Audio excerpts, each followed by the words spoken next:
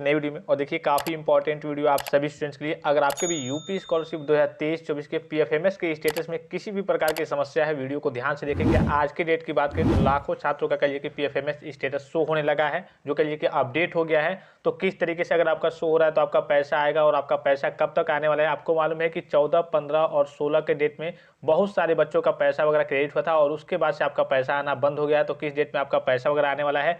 इसके अलावा PFMS status को लेकर के स्टूडेंट्स काफ़ी ज़्यादा परेशान है, काफ़ी ज़्यादा कन्फ्यूजन में है कि सर मेरा रिजेक्ट हो रहा है, सर मेरा क्रिएटेड दिखा रहा है, सर मेरा अपडेट नहीं हो रहा है, सर मेरा नो रिकॉर्ड फाउंड या फिर रिकॉर्ड नॉट फाउंड करके बता रहा है। तो इसका क्या समाधान है, कैसे सारी चीज़ें मैनेज होंगी, कैसे सारी चीज़ें व्यवस्थित होंगी, कैसे सारी चीज़ें सही होंगी, इस वीडियो में इसी के बारे में बात करेंगे। ठीक है, यहाँ पे एक आपको स्टेटस दिख रहा होगा। देखिए स्टेटस जो ये है, हालांकि ये अगर यूपी स्कॉलरशिप 2023-24 का आपका यूपी स्कॉलरशिप का जो स्टेटस है, ना कि आपका पीएफएमएस का स्टेटस। यूपी स्कॉलरशिप का अगर आपका status verified recommended by district scholarship committee है, तो इस केस में आपका पैसा अगर फंड की समस्या नहीं रहती है तो आपका पैसा 100% आएगा। एकमात्र रीजन हो सकता है जिसकी वजह से आपका पैसा ना आए, ये सारी चीजें जितने भी रिजेक्शन वगैरह के कार्य हैं, ये कहिए कि आपके यहाँ पे कुछ अमाउंट वगैरह गड़बड़ हो रहे हैं या फिर जो भी चीजें समस्या आ रही है या फिर टेक्निकल एरर्स कह सकते हैं, इसके बाद से ये ऑटोमेटिकली आपका मैनेज हो जा रहा है, ऑटोमेटिकली आपका अपडेट हो जा रहा है। जिनका कहिए कि नो रिकॉर्ड फाउंड या फिर रिकॉर्ड नॉट फाउंड करके बता रहा है, उनका क्या रहा है, उनका जो आज की डेट की बात करें तो बहुत सारे बच्चों का कहिए कि आज 18 तारीख के डेट में कहिए कि उनका पीएफएमएस पे स्टेटस शो होने लगा है। कई लाख बच्चों का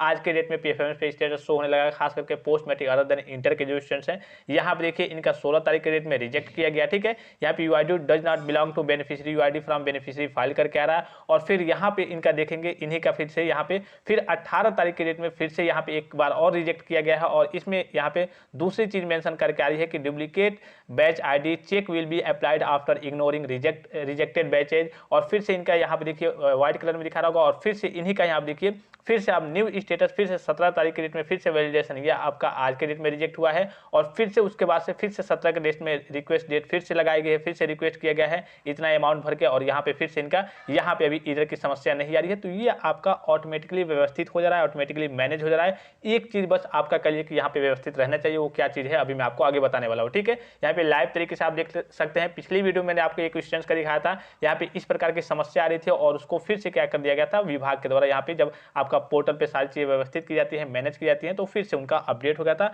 अब देखिए स्कॉलरशिप का फॉर्म, जाहिर सी बात है कि आपका स्कॉलरशिप का फॉर्म वेरीफाइड है, स्टेटस सही है। अब जाहिर सी बात है कि वहां से अगर बैंक से कोई समस्या होती तो वहां पे रिजेक्टेड बाय बैंक आपके यूपी स्कॉलरशिप की स्टेटस में हो जाना चाहिए था।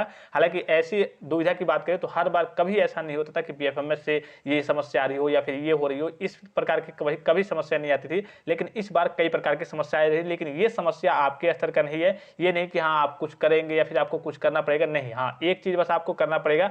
अभी यहाँ पे देखिए इनका स्टेटस मैं आपको दिखा दूं।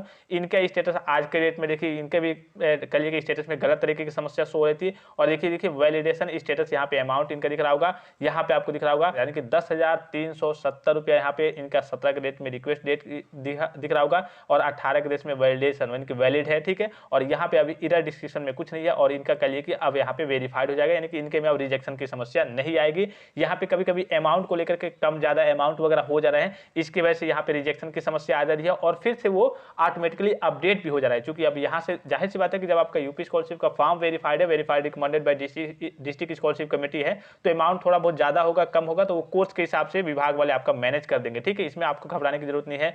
फिर से यहाँ पे इनका भी स्टेटस दिख रहा होगा, देखिए इनके स्टेटस में क्या रहा है, beneficiary does not belong to provide beneficiary type, यहाँ पे वही करके आ रहा है। इनका 40,676 रुपये है। और यहाँ पे देखिए 18 तारीख के डेट में अभी अभी यहाँ पे इनका रिजेक्ट हुआ है 2:53 यानी कि मॉर्निंग में इनका रिजेक्ट हो गया है। और रिक्वेस्ट डेट 17 तारीख है और इनका भी अमाउंट यहाँ देखिए 40,676। तो ये अमाउंट थोड़ा बहुत इधर उधर हो रहा है तो ये रिजेक्ट हो जा रहा है और कई सारे रीजन है जिसकी वजह से ये रिजेक्ट हो जा रहा है और फिर से ये ऑटोमेटिकली आपके अपडेट भी हो जा रहा है। तो आपको बहुत ज्यादा घबराने की जरूरत नहीं है। आज के डेट की बात करें यानी कि 18 तारीख के डेट की बात करें तो कई लाख छात्रों का कहिए कि पीएफएमएस पे जो स्टेटस है और जो अमाउंट है उनका शो होने लगा है। जिनका रिकॉर्ड नॉट फाउंड करके बता रहा था वो भी काफी सारे स्टूडेंट्स मैसेज किए कि सर मेरा शो होने लगा है। जिनका कहिए कि रिकॉर्ड नॉट फाउंड या फिर नो रिकॉर्ड फाउंड करके कहिए उनका भी यहाँ पे स्टेटस वगैरह पीएफएमएस पे शो होने लगा है। अगर यहाँ पे आपका रिजेक्शन की समस्या आ रही है तो आपको बहुत ज्यादा घबराने की जरूरत नहीं है, क्योंकि आपका यूपी स्कॉलरशिप का फॉर्म वेरीफाइड है तो यहाँ पे रिजेक्ट करने का कोई औचित्य यहाँ पे बनता ही नहीं है। ठीक है, फिर यहाँ पे देखिए ये समस्या आपके में नहीं आनी चाहिए। जैसे कि इनका दिख रहा होगा, एक स्टूडेंट ने मेरे पास सेंड किया डाटा वगैरह, इनका 1212 रुपये, ये कहिए कि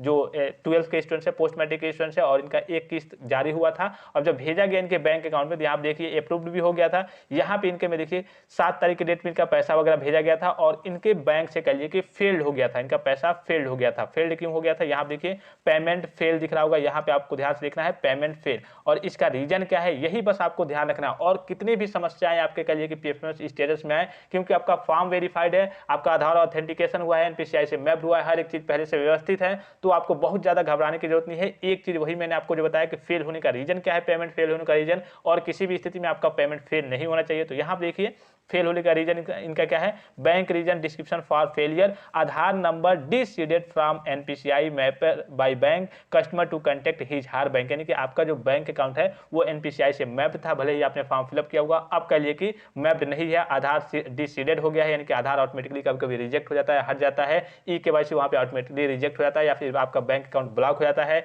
या फिर आपका कह लीजिए कि ट्रांजेक्शन जो लिमिट होता है, अब काफी सारे बैंक ऐसे होते हैं जैसे आप बैंक अकाउंट ओपन कराते हैं, माइनर स्टूडेंट्स होंगे या फिर जो भी स्टूडेंट्स होंगे, तो उसमें एक लिमिट रहती है कि हाँ कहिए कि एक लाख तक ट्रांजेक्शन या फिर 1 लाख तक लिमिट रहती है या फिर 50,000 तक लिमिट रहती है, जो भी लिमिट हो तो वो लिमिट आपकी क्रॉस नहीं होनी चाहिए। ये बस सारी चीज़ आपको ध्यान में रखना है और आपको बहुत ज़्यादा घबराने की जरूरत नहीं है, चाहे आपके स्टेटस में किसी भी प्रकार की समस्या है। अब मैंने आपको पिछली वीडियो में भी लाइव करके दिखाया था, जितने बच्चों का कहिए कि ऑटोमेटिकली वहाँ पे रिजेक्ट हो रहा था, फिर से नीचे एक अपडेटेड स्टेटस आ रहा था और उसमें दिखा रहा था कि हाँ चलिए आपका अपडेट हो गया है। जो भी वहाँ पे अमाउंट की गड़बड़ी हो या फिर जो भी बेनिफिशियरी फाइल वगैरह मैच नहीं कर रहा हो, जो भी समस्या आ रही हो, वो आपको विभाग के द्वारा ऑटोमेटिकली अपडेट हो जा रहा है। अब जाहिर सी बात है स्टूडेंट्स इस चीज को लेकर के परेशान है कि हम क्या करें कैसे करें, तो इसमें आपको कुछ नहीं करना है, वो ऑटोमेटिकली आपका कार्य वगैरह हो रहा है। ठीक है, अब बात करते हैं पैसा आपका कब तक आएगा। तो सभी स्टूडेंट्स को मालूम है कि 14, 15, 16 और 7 मार्च के डेट में आपका पैसा आया है, जो प्री मैट्रिक के स्टूडेंट्स हैं, पोस्ट मैट्रिक के स्टूडेंट्स हैं, post matric other than inter के स्टूडेंट्स हैं, खास करके जो एससी या फिर एसटी कास्ट कैटेगरी से बिलोंग करते हैं।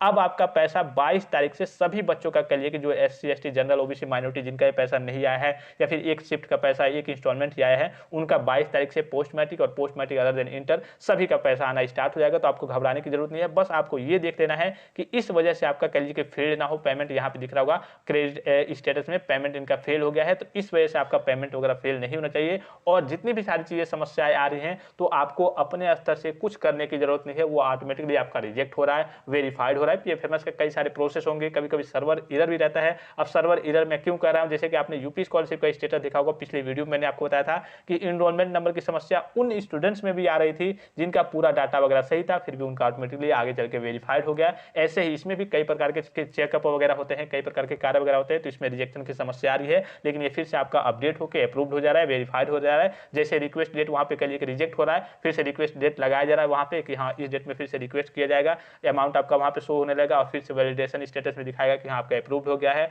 और उसके बाद से जब आपका पैसा आना होगा 22 तारीख के बाद से, उस डेट में आपका पैसा आपके बैंक अकाउंट में क्रेडिट हो जाएगा। तो आपको बहुत ज्यादा पैनिक या फिर घबराने की जरूरत नहीं है। और भी कोई जानकारी चाहिए तो आप कमेंट बॉक्स में कमेंट करके पूछ सकते हैं। फिलहाल इस वीडियो में इतना ही, इजाजत दीजिए, धन्यवाद, थैंक्स फॉर वॉचिंग, मिलते हैं नेक्स्ट वीडियो में।